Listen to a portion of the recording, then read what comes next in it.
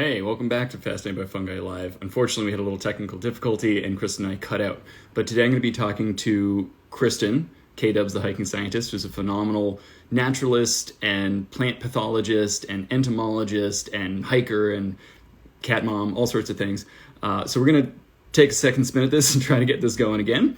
But I'm going to get Kristen on the call, and we're going to talk about plant pathogens and forest ecology and sort of disturbance ecology too, and all the interesting things that are happening now with fungal diseases and interactions with climate change. And we're going to get into the salt shakers of death, those cicadas that are infected with this massospora fungi that turns their butts into fungal masses and bathes their brains in silica.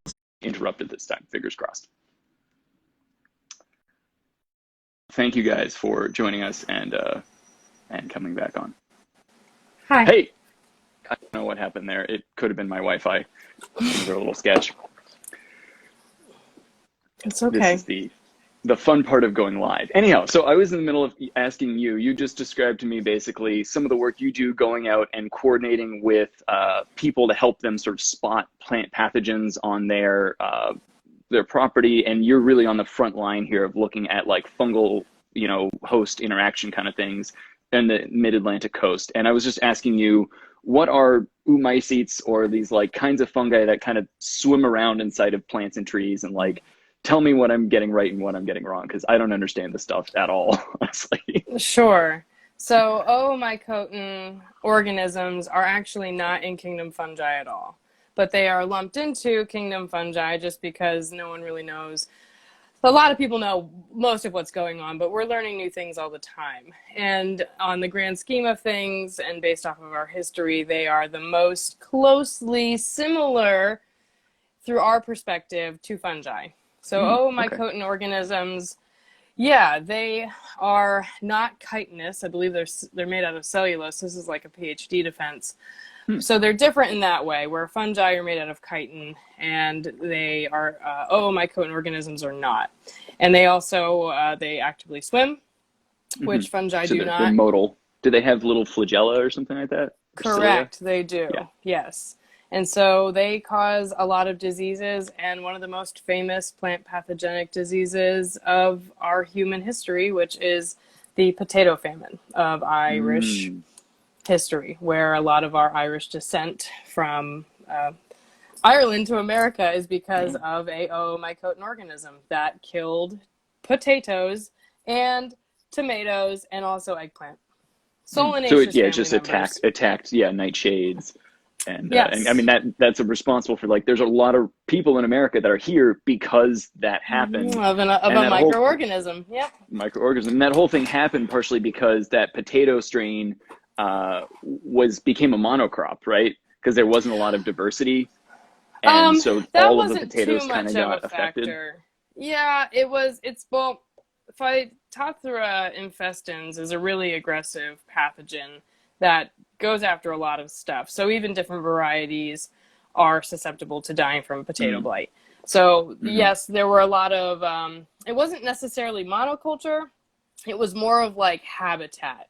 And so a lot of these like serfdom situations in Ireland allowed for muddy places and bad crop management because people were poor and they didn't have the resources to do proper management. And so when it came into a field, it just wildfire through everything, and people were trying to get rid of the disease, but a potato is a perfect vessel of sugar for an organism. So they would literally take it in a wheelbarrow, dump it out into the field over there to get rid of it, and then they'd put it in the field over there, and then it would just continue.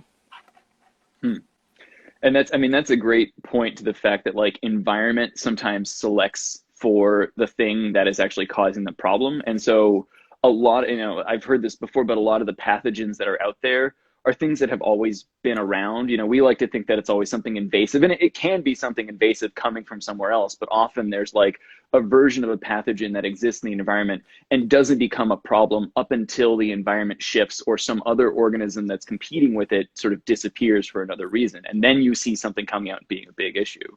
Very much so, yes. That is a good example with like forest succession, and just an easy concept to understand is that if you get rid of the main canopy that provided shade on the ecosystem, and then you get rid of it, and then it makes the temperature warmer in the soil, then you'll have something else. Mm.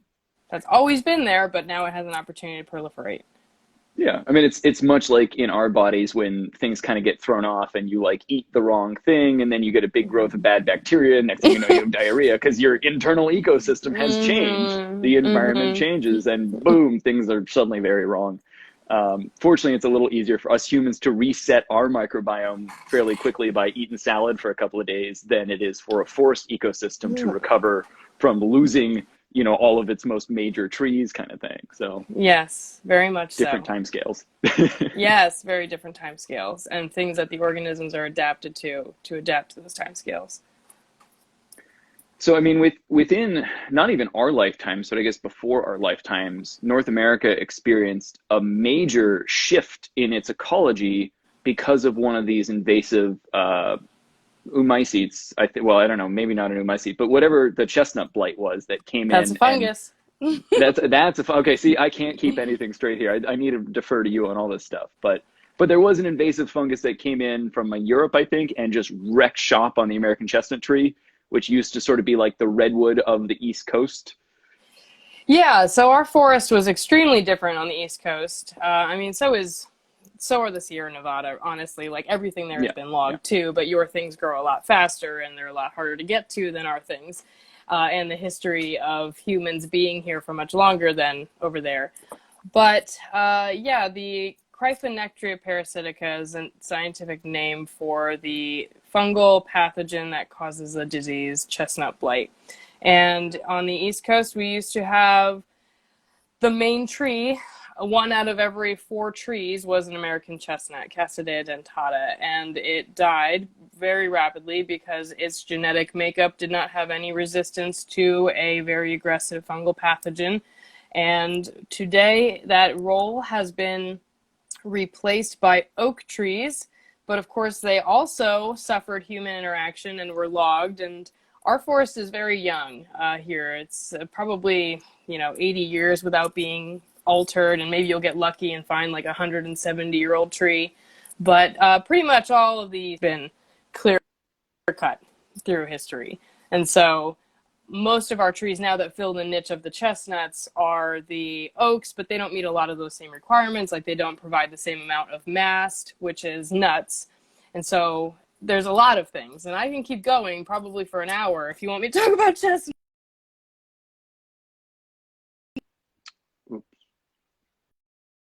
About Cryphonectria parasitica.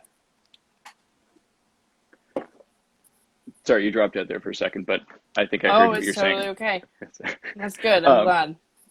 Yeah. This is the fun part of going live. But I think I heard you were saying about like the shift in these forests, and like things are very young, and what we have now as forest systems, it might seem like they're old because as a human being you can walk into one and say, oh, look at these tall trees, but like our forest systems are juvenile compared to what they could and possibly should be. And the fact that like so many of the things that we count on as these like keystone species have been drastically affected, so they can't even grow, and like our forest systems will never look like they once did, which I think makes me really sad, because I'm just like, man, what if we could have come here 200, 300, 400 years ago and seen the actual forests, how incredibly complex the biodiversity and all the stuff. But it's life, and that's what we deal with. Yeah, and we don't even know what that would be like, too. So there's a lot of efforts to restore the American chestnut, which I totally support, but we don't know exactly what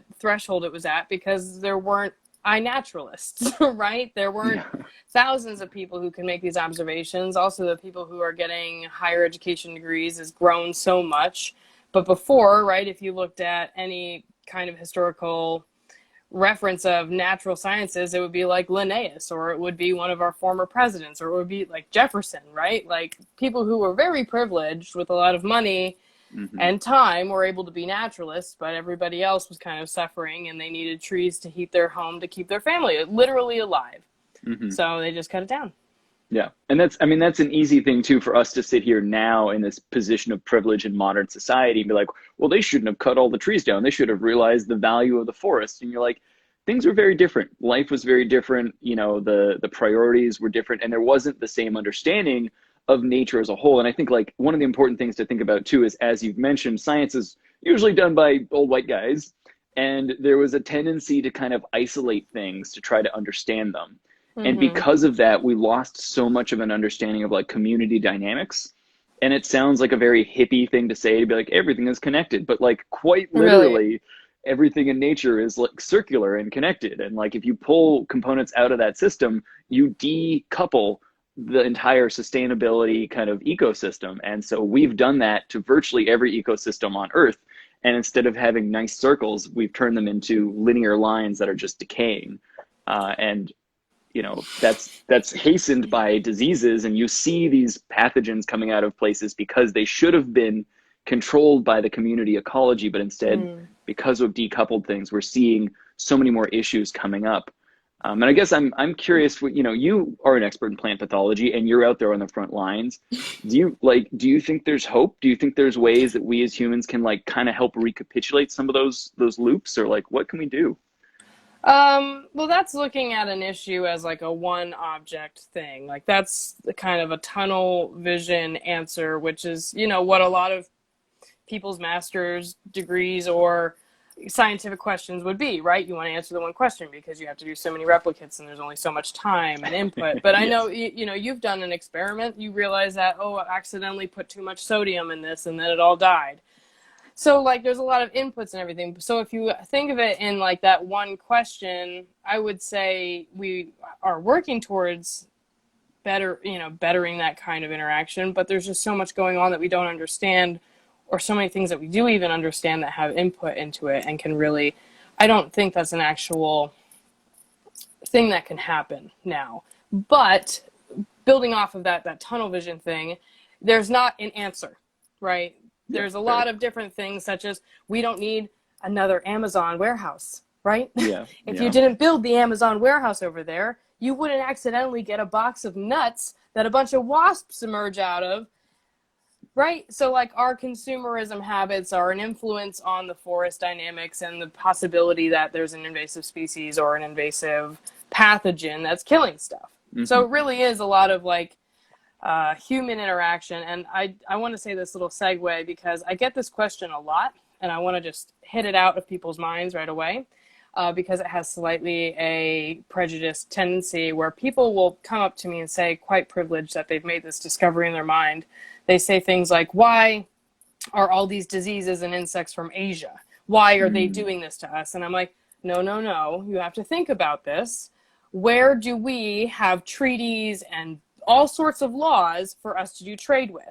And if you think about it, we have 4 times the amount of trade that we do in Asiatic transport now because of human laws with costs and taxes and tax evasion.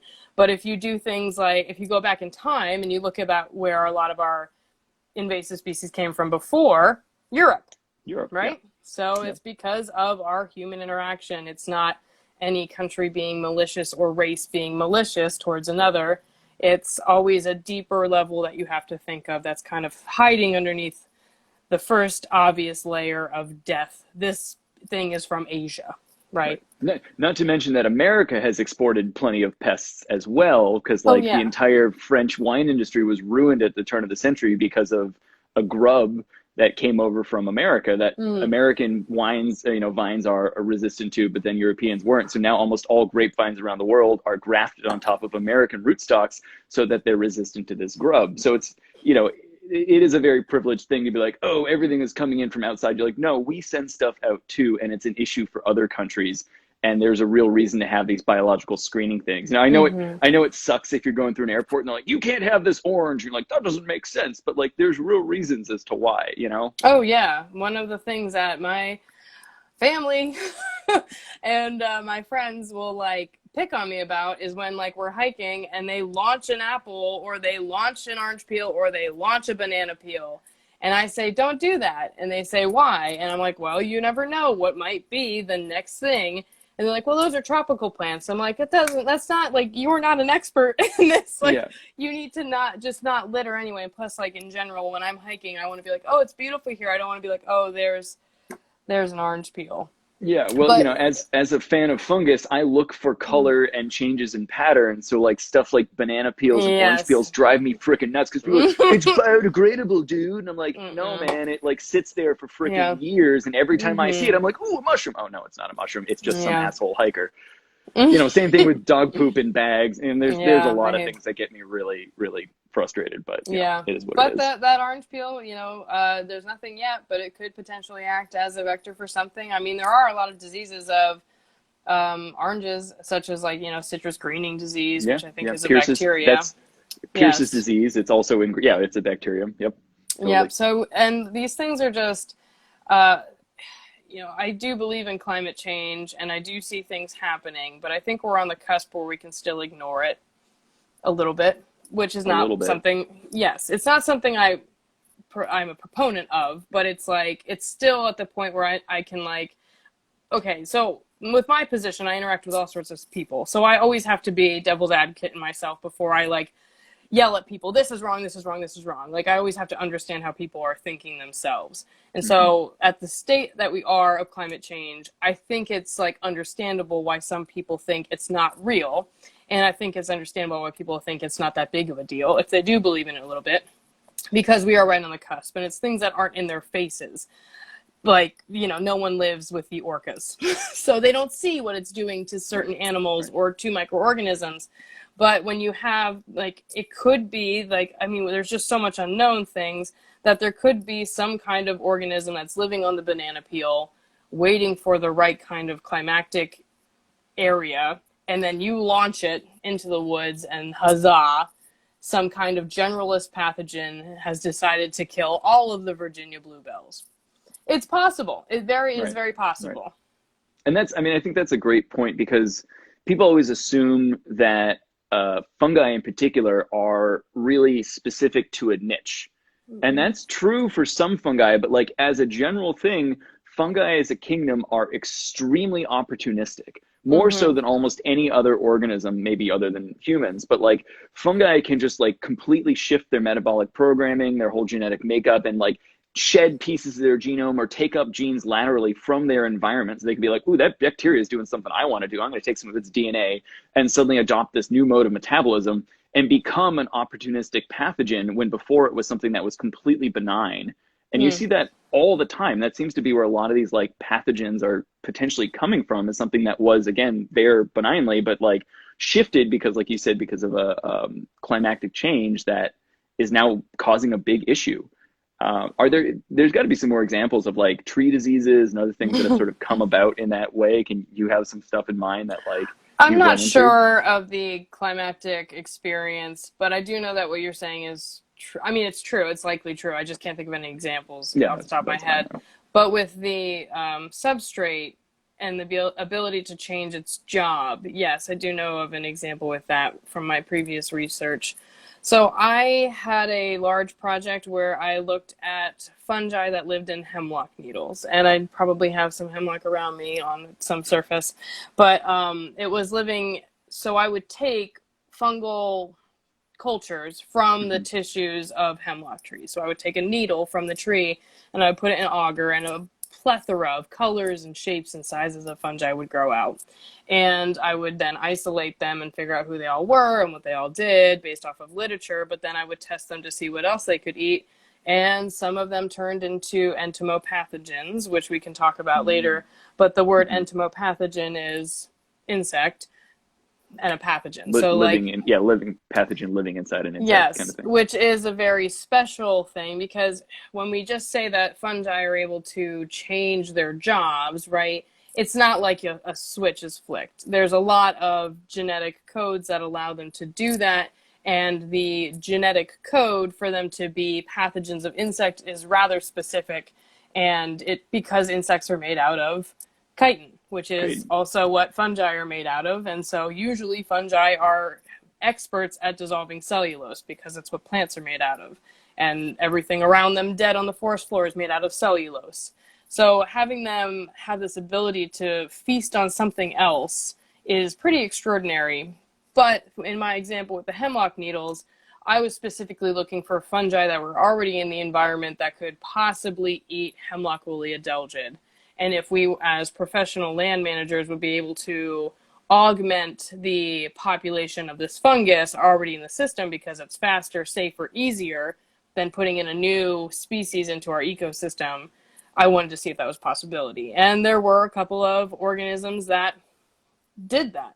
There were 3 off the top of my head, and we did a lot of experiments with it, and it was pretty fascinating. So yes, they changed their job from a fungal endophyte, and they acted as kind of a little body of nothingness inside of the hemlock tissues, but when the hemlocks got stressed, they became plant pathogens, and when the insect was present, they became entomopathogens.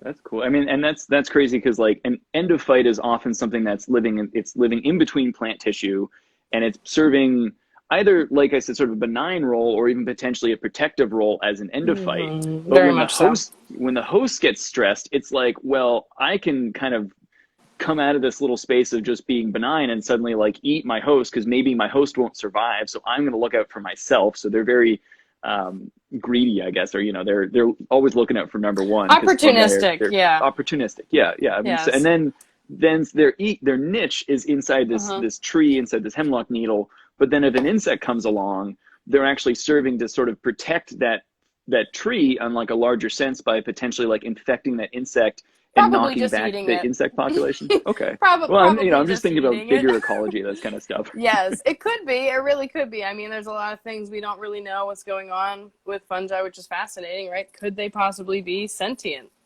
Because they have tricked many things into doing certain things, right?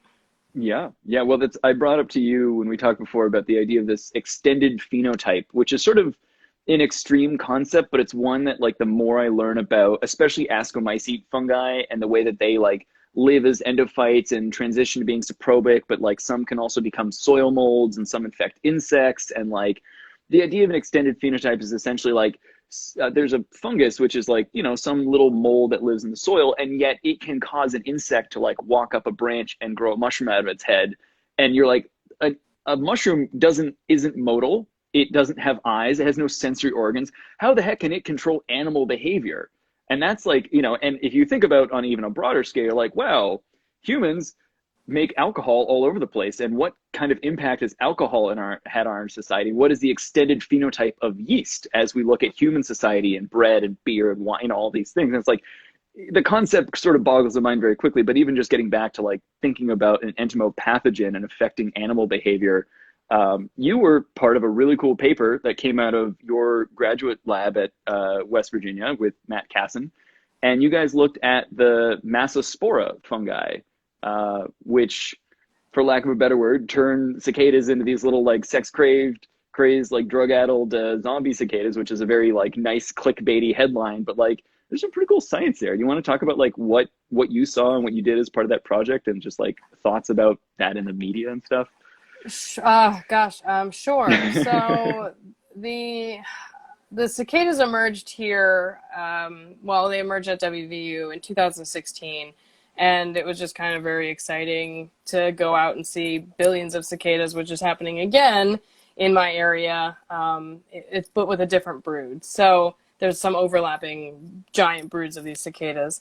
And so there was an observation that there were these fungal masses on the backsides of cicadas, and I actually have a cicada here. Oh, cool. So here's a cicada, and this is... Oh, you got a live one.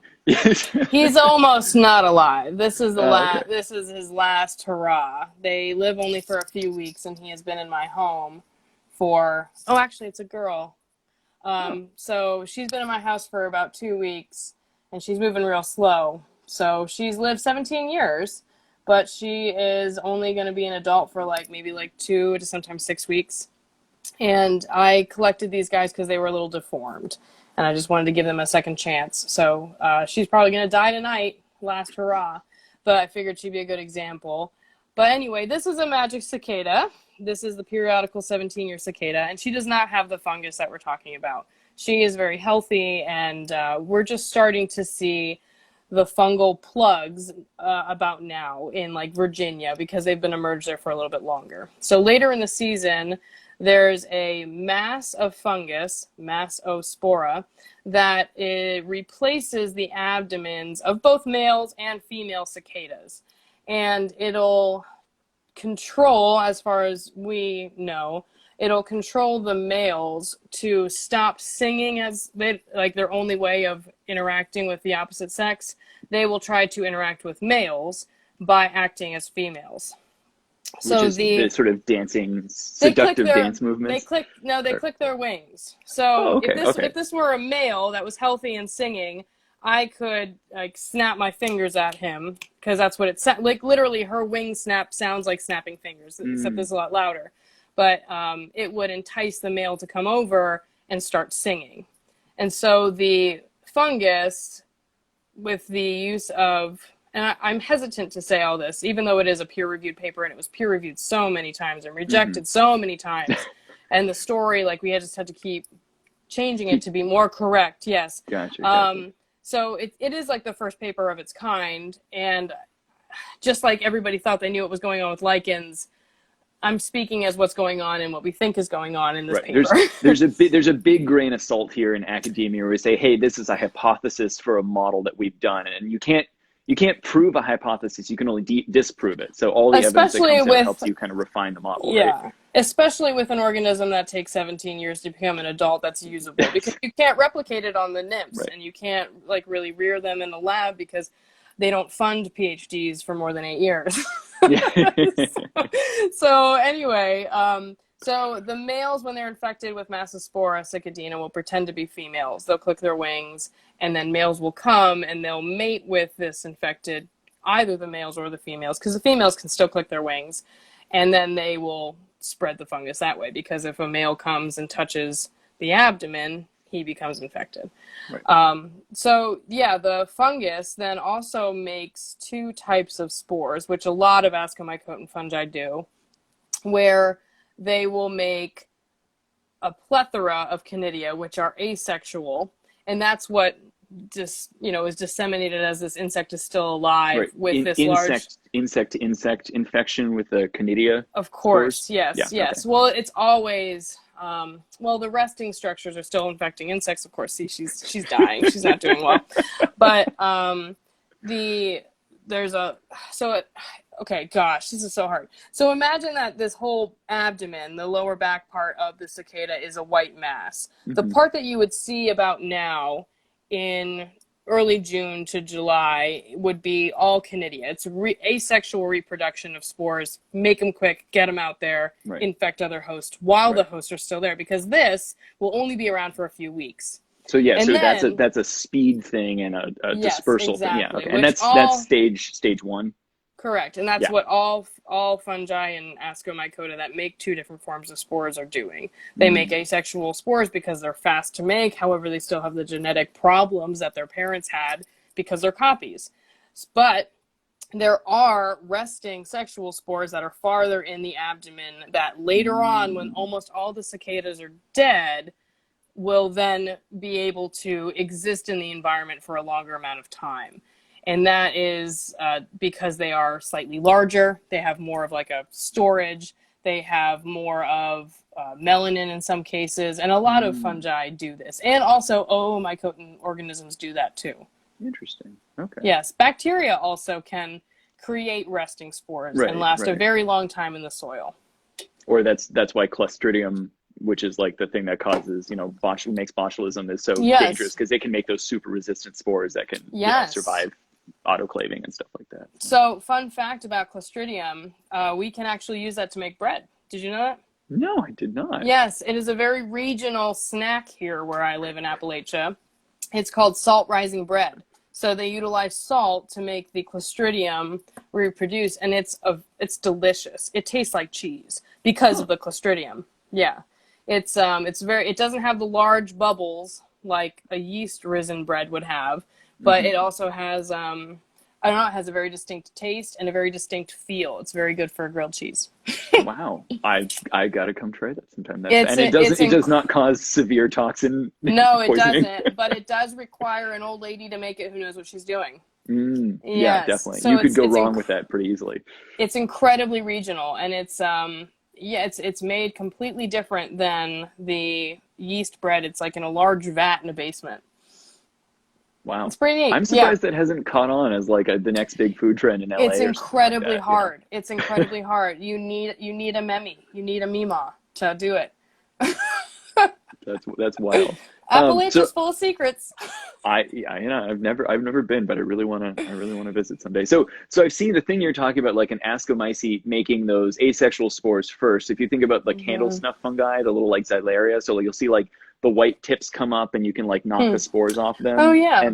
And then sometimes later out of the same stalk, you'll see like a black knobby mass coming out. And that's the sexual. So it's like asexual first because they're trying to spread and just like cement the area they're in. Yeah. When the conditions are good, spread as wide as you can. And then later you have these sexual spores that come out that are more like latent resting and they're ready for like the next cycle potentially. And for cicadas, for a periodic cicada, that might be 13 or 17 years. Yeah, so there is a researcher working on that, Dr. Brian Levitt, very nice man. He is trying to understand exactly when that's happening. And I haven't talked to him in a minute because of the pandemic and just life is different and busy for both of us.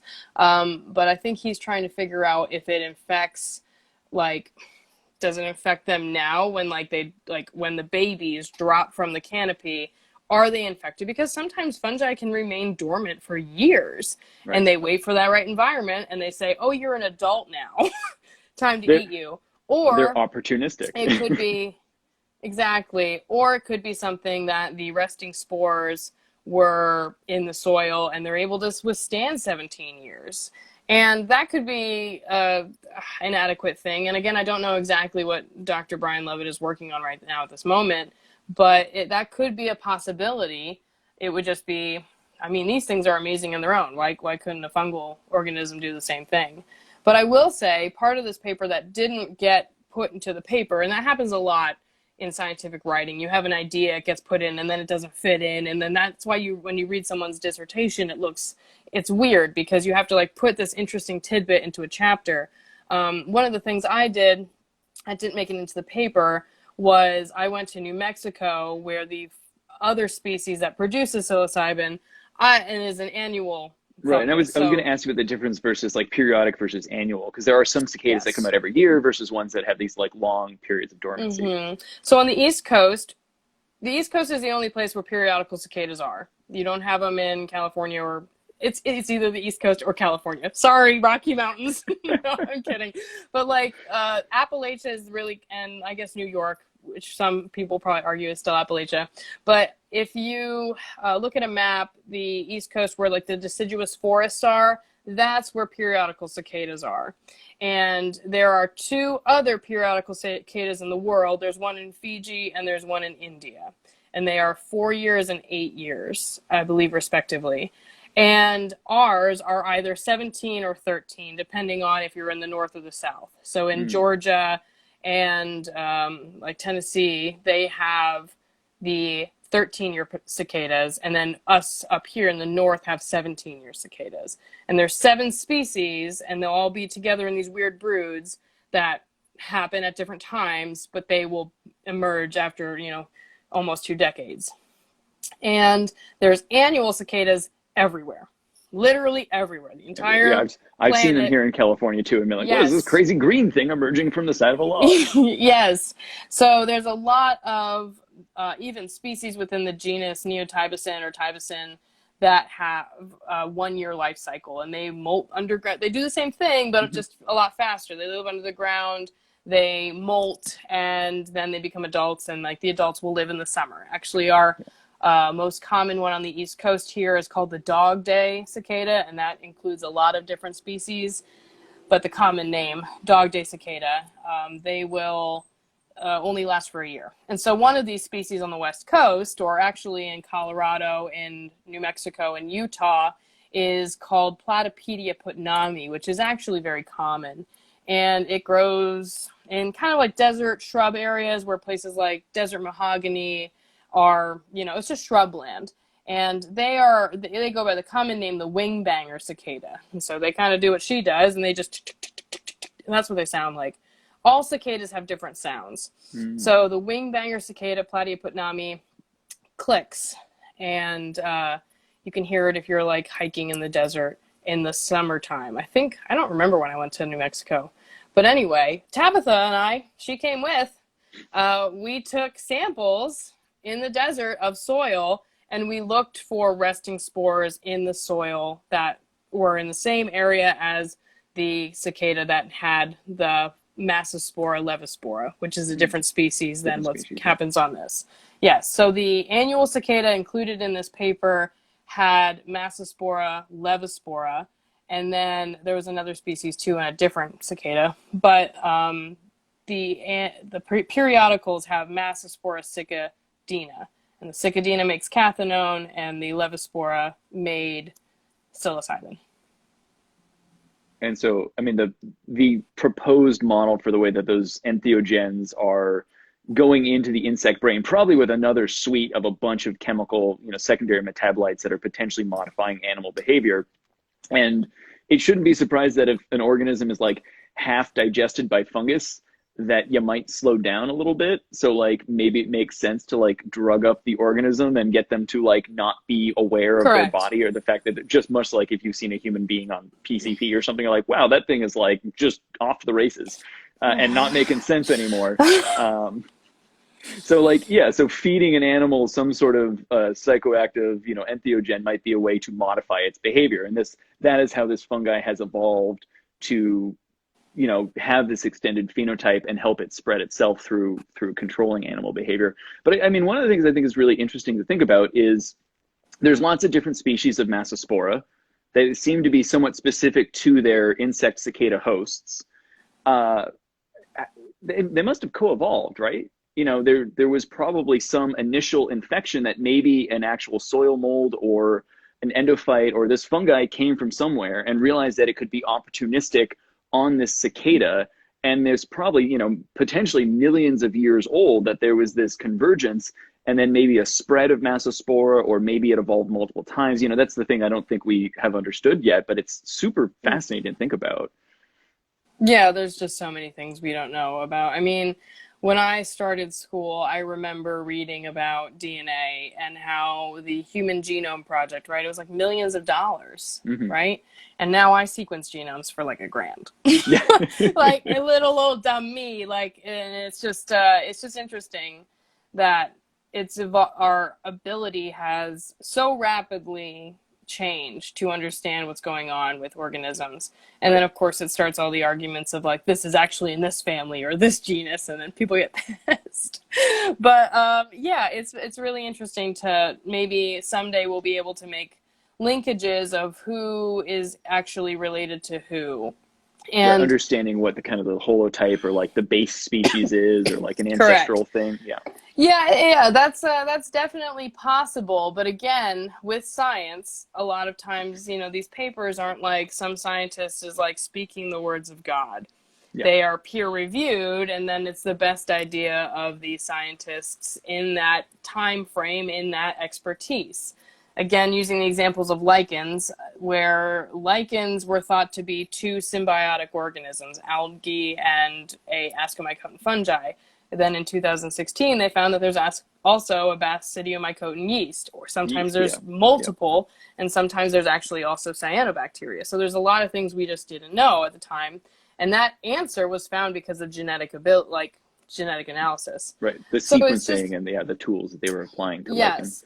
And so the idea of figuring out who is the origin species, and so it is probably sometimes pretty easy with experts, and I'm not trying to discredit anything, I'm just trying to instill like a field of wonder in people where sometimes we read stuff and you think that's the answer, and it's not. It could be the story has evolved, and perhaps if you ran this experiment using a Bayesian model versus, a multi-locus something else, you would get a different answer.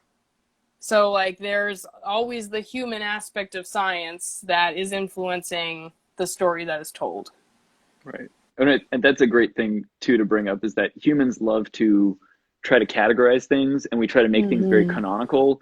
And, like, nature doesn't give a shit. Nature is just all over the place. Evolution is chaotic and doesn't make sense. It just drives itself because I mean, I hate to say it, but there is no intelligent design. There is no thing pulling the strings. Stuff is just happening in real time. And you can see, with microbial populations that have very quick generation times, you can watch directed evolution. You can see this kind of thing play out in a lab. And it's amazing to do that with students and have them be like, oh wow, I watched this bacteria evolve a resistance to this thing in like this 6-week lab that I did kind of thing. And you're like, yeah, that's happening all the time, everywhere, with every single living thing constantly.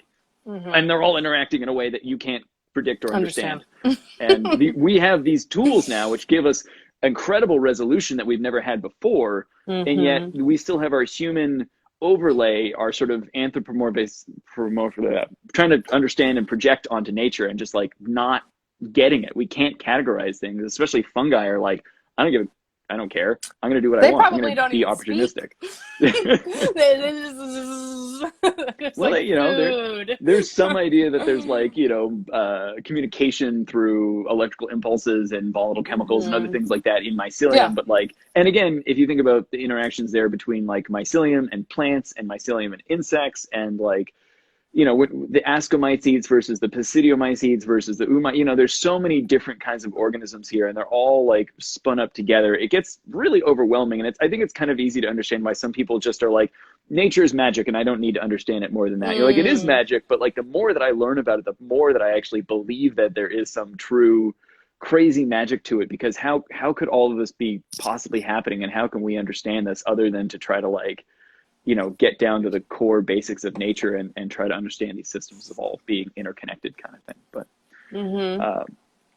it gets wild. So you mentioned earlier Tabitha, who is, you're the hiking scientist, and along with your hiking scientist, you have a hiking cat that I see you out with sometimes. And, she's I don't know where she is. Maybe she'll come. I don't know. I don't think she'll come. It's okay. Yeah, I put the vacuum out to vacuum. Oh, gotcha. And she's not coming. These don't sound like the other treats. She might show up though. She's a good girl. People can see your cat in some of your posts, because she's featured, and I'm just always really jealous of the fact that like my cat, I come home and she meows at me for like 10 minutes, and if I, Tiger Paw's okay. She was wandering around earlier. She's being very, very vocal this morning. But I don't think I could ever get her to go out on a hike with me. I think if I put a leash on her, she would immediately just like shut down or freak out. So I'm always impressed by the fact that Tabitha goes out with you. It's pretty cool. She wants to. That's a big thing. People ask me all the time, how did you get your cat to do that? And I'm like, I think, she's kind of like the fungus we were talking about. She kind of mind controls me to make me take her outside. But yeah, she's just, she's very relaxed. She's feisty. She bites sometimes, but she wanted to go outside, and I used to live on the other side of a farm, and I would just hop the fence and I would go to the farm and like do some manual labor to get peaches. And the one day I turned around, there was my little kitten. Like she had snuck out of the house, and so I was like, okay. And she followed me home and like walked in front of me the whole time, and I was like, okay, we're gonna do this. And then I just put a harness on her. I used to let her walk without the leash, and that ended in a catastrophe one day. And so now she's always on a leash, and that's just, I guess, learning. Yeah, that's just learning and growing. But she wants to go outside. So some people will show me pictures and like, how do you make your cat stand up? I'm like, I never had that problem. I think it's a personality.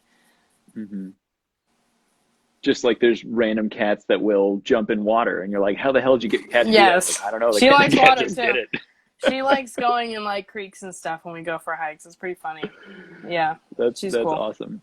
So, I mean, I guess one of the things I'm curious about is it's really easy to look at those pictures of you and your cat out hiking and be like, oh my God, it's perfect. It's amazing. And you and I both know that hiking is rarely glamorous and rarely is it amazing. And like you mentioned, your cat had a major incident. Yeah. And so things aren't always rosy. And there's an element of like social media that allows us to kind of pick and choose what we show. And so I guess I wanted to ask you about like, how do you feel about doing nature education and like just social media in general? Like we have this weird dichotomy between like what we show and then what is real, and like, things seem rosy, but sometimes you're struggling and it's hard. Yeah, I try to be realistic as much as I can. Like I haven't done anything on Instagram the last 2 days because I had to deal with a lot of my real life income job responsibilities. And a lot, sometimes people in real life will say to me things. Everyone is real life. I'm sorry. On the internet, yes, you get what I'm saying. Like friends in town will say, oh, I saw you doing this. And I'm like, well, what was I doing the other 23 hours of the day? like, you don't know. And then they like something goes off in their head and they're like, oh yeah, I guess that's right. And I'm like, yep. So I try to be realistic, and also, you know, I try to share my content of things that are funny, because a lot of stuff makes me laugh. Like, my neighbors are currently doing flip cup and the police came, so that's funny. But, you know, I also try to be professional in a way that I'm like, ooh, this could get me fired. So I don't show that kind of stuff that happens. Yeah. And I don't know. I just try to share. I try to keep it real. I don't want people to think I'm not rich. I'm not anything. I'm just a person in my house that gets paid very little. And so I like nature. Yeah. And I just want people to also care. You're a fantastic science communicator. Thank you. I just like nature. I think it's, again, maybe it's an example of the cat. I just like it. I just want to do it. So I mean, I feel similarly about fungi, because people sort of like, oh, it's so cool to see you follow your passion. I'm like, well, yeah, it's nice. But I spend a lot of my time not out in nature. I'm especially right now, because I'm sort of just sitting around the house, and the pandemic has been really like tough on my mental state, because I'm just like grinding my own wheels all the time. And so I think it's easy for people to look out and be like, oh, I want that life. But you're like, it's never as rosy as you think. And like, we're still human beings and we deal with stuff all the time. So yes, I won't divulge into what happened yesterday, but it was not what anyone would want. So, and I also had to deal with a chemical burn from one of my technicians today. So like, I can't show that, but I can say it on here. I mean, it's real life, but you know, can't show it. So yeah, real life is I don't know. I try to make it as real as I can without anything that could potentially get me fired. Yeah. And I don't, you know, I just don't have the resources to be like an Instagrammer, even though I am an Instagrammer. I hate that. I just don't have the resources to like buy the nice hats and shit. Yeah, and that's fine. I don't, you know, the term influencer makes me want to vom, and I don't like it. But one of the things that I remember, because one of the first times we hung out, you were asking me some questions, and I think I sort of said, well, I'm not really sure. And then I gave an answer to something, and you were like, Gordon, that was like a phenomenal science answer. But the fact that you first gave this disclaimer was a sign of people who are sort of well-educated will often like tell you up front, hey, I don't know for sure, but here's my best guess kind of thing, versus saying with full confidence that you know the answer and you're absolutely sure, which is usually something that people who don't know as much do. And there's a Dunning-Kruger effect kind of thing in there. But I think it's interesting in science to like bring up the fact that like you can't ever really be sure of something, because there's always a chance for a new model or new data to come along and change your mind. And being open to that is part of what makes you a good naturalist, makes you a good defender of nature, because like we learn things constantly. And you might, we've had even like the example of lichen. Lichen revolutionized the field of biology in like the 60s and 70s, because people didn't understand the concept of symbiosis, which is something that makes sense to us now. But lichen was the model for symbiosis between two organisms working and growing together, and kind of set the precedence for understanding the role of fungi in our environment, completely shifting the way that people thought about, they just plants and everything is competition. And you're like, wait, things can work together. They might not always be altruistic. It might be sort of a push and pull kind of thing. But, it's really important to keep your mind open to those new possibilities and have a level of uncertainty, because reveling in that gray area is where we find the most interesting things. Yeah, I am getting older, and the things that I knew are becoming sometimes are false. And so you have to have a bit of humbleness. And I do see some people who struggle and say, I'm not calling it that. They won't call it the new name because that's not how they learned it. But I mean, times change. Yep. We'll see what happens when I'm old. We'll see. I mean, I'm trying to hang on to that idea that it's a good idea to remain flexible, because, ecosystems are able to adapt to stress when they have deep reserves of biodiversity and have a lot of different organisms that can function in different environments and changing conditions. And the more you narrow that biodiversity, the more likely an ecosystem is to collapse, because you don't have all of those other sort of moving pieces. And I think our brains are similar. If you keep yourself engaged with a lot of different topics and learn a lot of different things constantly, it allows you to not get so stuck in a rut and only believe that your viewpoint is the right one. So, there's microcosms of meaning and ideas there that, we could expound upon. But I guess, one of the things I wanted to ask you about was scientific clickbait, and like kind of going back to the idea of like, I don't know, which is a thing that maybe a lot of media companies should lead and give a disclaimer when they write some of these articles, because they use clickbait titles, especially like the cicadas, which is like, zombie cicadas full of, magic mushrooms. And you're like, there's a lot of things that get misinterpreted. And I don't think people's intentions are bad, but by misinterpreting the science, it's a lot easier for misinformation to spread quickly than it is for good information. What do you think we as scientists can do? Like, what role can we play to help kind of keep them in line, or like hold them accountable and try to do good science communication? Well, I'm not a saint and I don't know the answer to everything, but this example of the cicada paper clickbait, it has been really interesting to see things that are just wrong. And but I do, you have to have kindness, and you have to have an expectation of reality, because I know that behind that clickbait is someone who's just trying to pay their bills, and their boss told them to meet this quota, and they saw this, and obviously they didn't read the paper because they're not scientists. And so they saw this and they think drugs, and then they say that sex, yes, exciting, clicks, yes, I got a raise. Like, but that's, that's just life, and that's our society. Like, you have to meet the demands that are put on you, and even if they aren't, for the better of society, there's not a lot of things that do that in our society, right? And I guess as a scientist, I tried to be as kind as I could about it, because I am not confrontational. As you well know, I will avoid things. And that's usually what I do when, like, every time a brood comes out, like, people get all excited about the words sex and drugs with this paper, and I just ignore it. But, like, because it was becoming so popular this year, I was like, that's not true. Like, this is the chemicals are different. It's not as exciting as you think it is because of these words. It is still exciting. It should still be exciting, even though it's a different chemical. But, it's just, it makes you wonder then what else is being told to us, even for me, just because I was in the lab and experienced this and read drafts and, worked on some of it. I know what's going on. But if you think about that in the scheme of politics and stuff about like reforestation or deforestation that people always ask me to help out on, I'm like, I wish I could help, but I can't, because I'm not an expert in this. You need to find someone who is an expert in this to tell the real story, instead of just continuing to share things. Like, I'm comfortable in saying this, that Trump is a piece of garbage, and I'll gladly share everything to say that he's a piece of garbage. But things like policies that he might have influenced, I'm not an expert on those, right? I can't just share stuff. And I learned that a lot during 2020, because that was a really bad year. But then also I learned that a lot with just something as asinine as a paper about bugs with a butt plug fungus, right? So maybe as scientists, in this particular example, I feel at liberty to like explain what's going on. I can visualize everything that happened in this paper and certain rooms and machines that happened. But you can't expect me to be this savant about other topics as well, even something that could be so closely related, like dragonfly ecosystem management.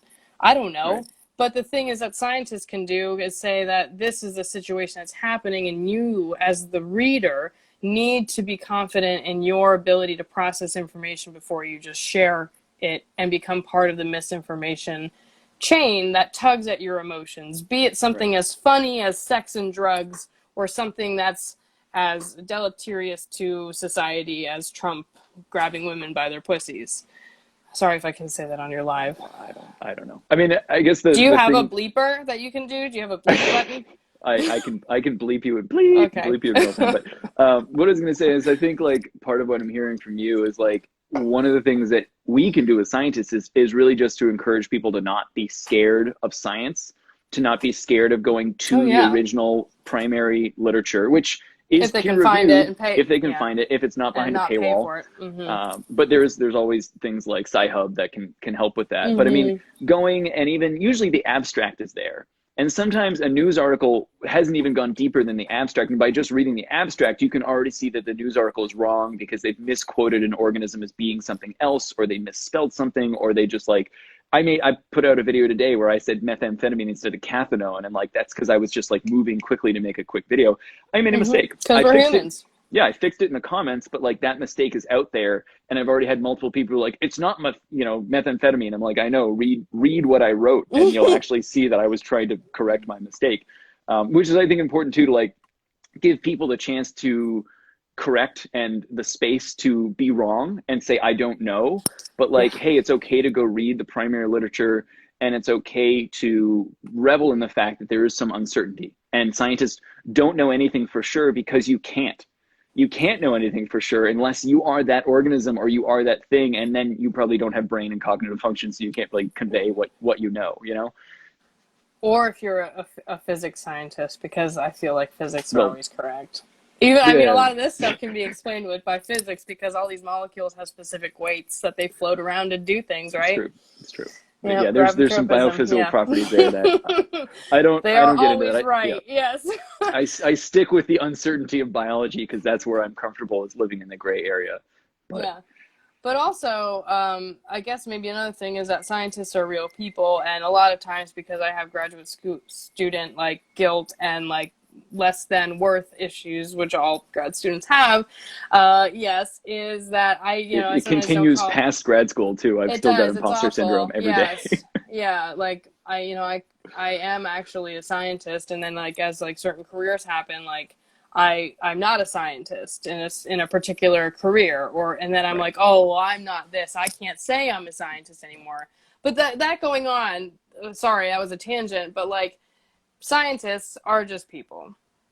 So like they have kids that they take to swim class, they have, they make mistakes. But a lot of times they're super nerds that want to share their paper about pelican barf. And they're excited that someone will read it. And so, all you have to do is like find the author on here and email them and see if they'll send it to you. It usually says on there like corresponding author, right? Yes, there it is. Right. Corresponding editor even. So you can even ask questions about why this person approved this paper as being peer reviewed. Yeah, it's important. It's important too to like keep an eye on the journals as well, because there are certain journals that publish for lack of a better word, trash. And they're often in other countries, and you can essentially just pay to have something published. So just the fact they're that not peer reviewed, something that, even if I saw one that recently, the fungi on Mars thing was technically peer reviewed, but like if you read that paper, it's just a dumpster fire. I didn't read it. It's a dumpster fire. Anyhow, I mean, that's peer reviewed, but like there's stuff in there that you're like, this doesn't make any sense from a scientific perspective, and you don't need to have a PhD to read that and be like, this doesn't track. But it does take time to sit down and actually look at these things critically. And so I think there's some, for me, I feel a little bit of a responsibility to try to use like the education that I've gained to try to help people interpret and understand.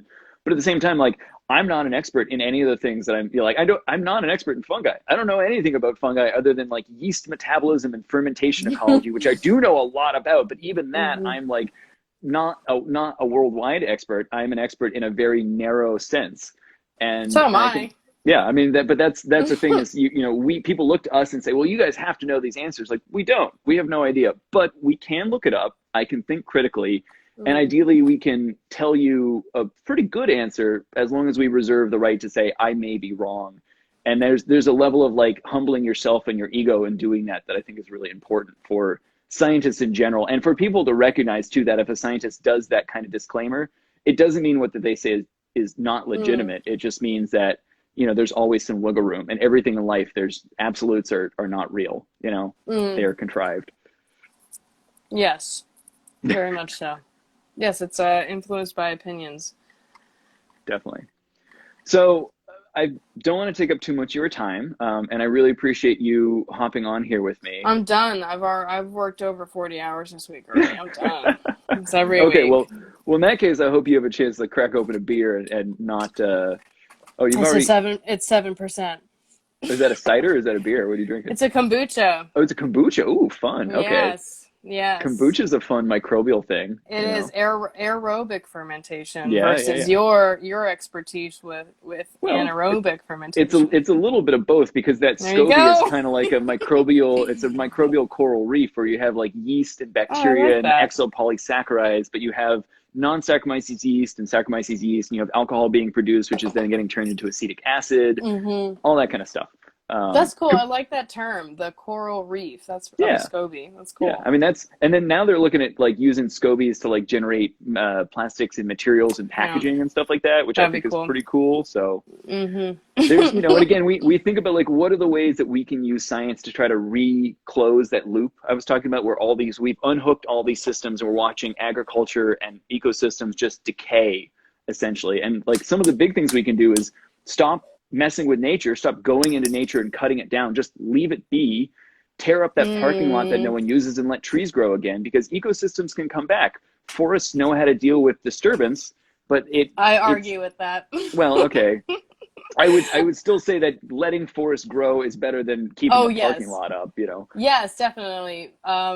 And I'm not trying to discredit you. I just think that some people think that, if you pull up the parking lot, it'll just become the redwoods again. But honestly, what it would become is Tree of Heaven and Scotch Broom. Right, because that's the disruptance that we've seen. I guess what I wanted to get at is there is a way that we can use our human science to direct that recolonization, where maybe we go ahead and actually intentionally plant native species and try to see the things that belong there. And, I know from some of your work, we didn't get into it, but you've looked at using endophytes to help combat some of these disruptive fungal diseases. And, something like verticillium to attack Tree of Heaven and try to knock that back, but also using endophytes to try to protect the chestnut trees from that invasive fungal pathogen. And so there's ways that we can leverage our scientific knowledge and try to protect nature by standing in for the damage that we've done and try to undo some of the disturbance, or at least make those ecosystems circular again. I think it's especially important in agriculture and other stuff. But slowing the spread of noxious disease or insect or animal. Wild hogs. Slow the spread, shoot them through a helicopter. And that might sound kind of brutal, but like sometimes it's what you have to do. Like the Galapagos Islands got saved because they used those goats to like, the I forget what they call it, but like the one goat that was in heat and they'd attract all the other goats and then kill all the other goats, which sounded really messed up. It's a sad story, but they got rid of all the goats, which allowed the native plants to come back. And so we didn't completely bulldoze the Galapagos ecosystems with goats. And they're still trying to eradicate rats and flies and stuff. That scene in Jurassic Park with the goat in the cage. That's all I can think of. It's a little bit like that. They were probably inspired by what they did in the Galapagos there. But it is wild. Yeah, and there are success stories. Sometimes I have to tell people that there are success stories because they'll be like, "Oh, another thing," and then they always make that noise. Right. But there was I am an entomologist, so I'm going to talk about insects. There is, I guess, a pathogen and fungi involved. But during the 80s and 90s, I remember this as a kid on the East Coast, there was a insect called the Gypsy Moth, which I don't particularly like the common name, but Lymontria despair as its scientific name, it greatly defoliated almost all of our forests. I remember as a kid, there was a summer where none of the trees had leaves at all, like acres and acres and acres.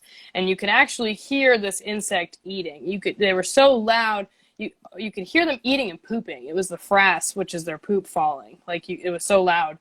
And they were incredibly widespread throughout, a lot of states like Tennessee, Pennsylvania, New York, West Virginia, Maryland. It was very big. And the gypsy moth was controlled by multiple uses of microorganisms and chemical treatments, and also mechanical altering of the ecosystem in order to restore some normality to our forests.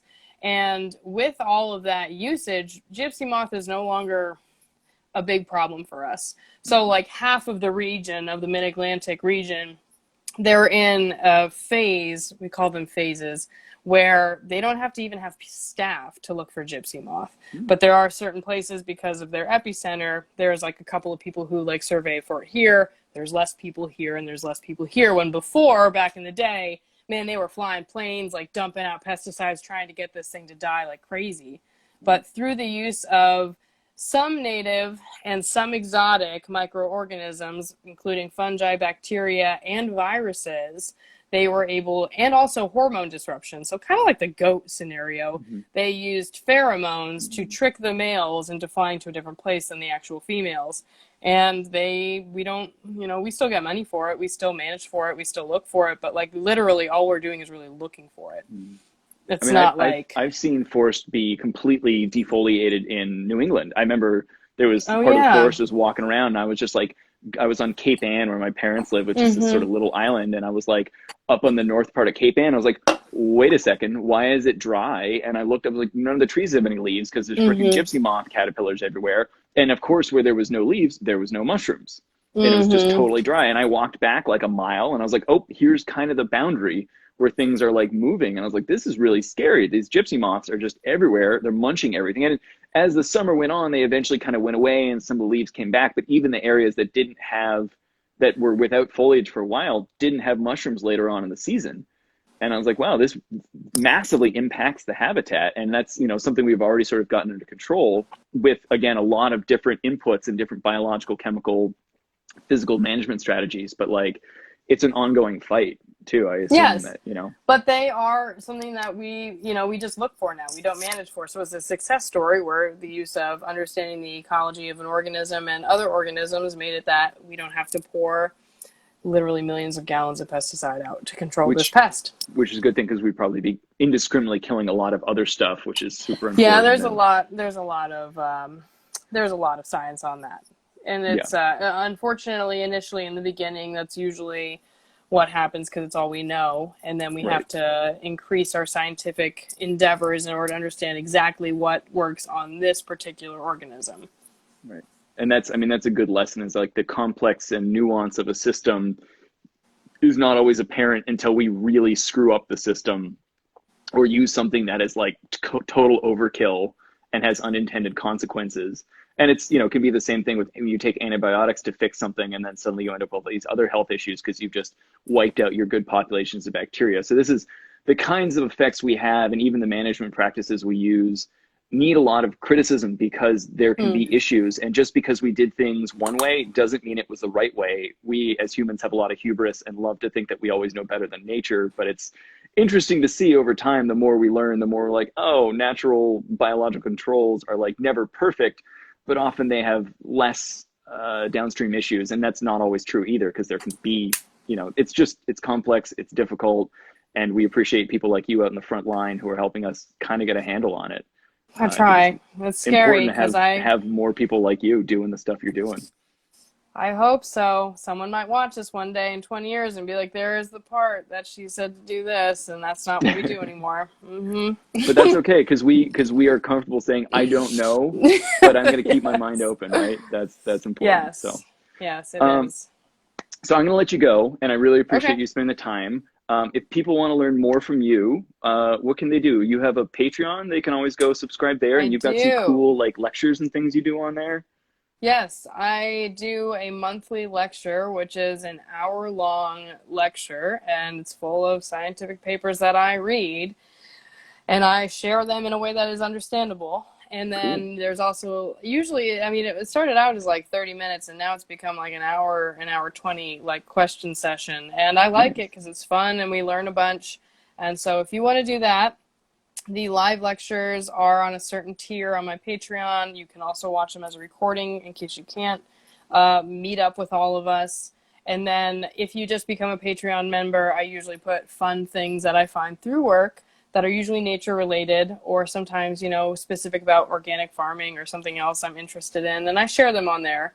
But I also create posts about anything I find outside on just my general Instagram, which is K-Dub's a hiking scientist. And I think that's it right now. But you've also been on Ologies, the podcast, which is, if you want to hear, not just me interviewing you and bullshitting, you can go listen to you and Allie doing it. And are there other media things you've done or places you've done? Yeah, I've talked about a few specific fungal pathogens on the podcast In Defense of Plants with Matt Candeas. And I have been in a couple of other interviews, which I think if you just Google K-Dub's a hiking scientist, they come up. Find them. Okay. Yes. And you can also email me if you have questions. KDubs a hiking scientist at gmail.com. I tried to make it simple. Perfect. I love it.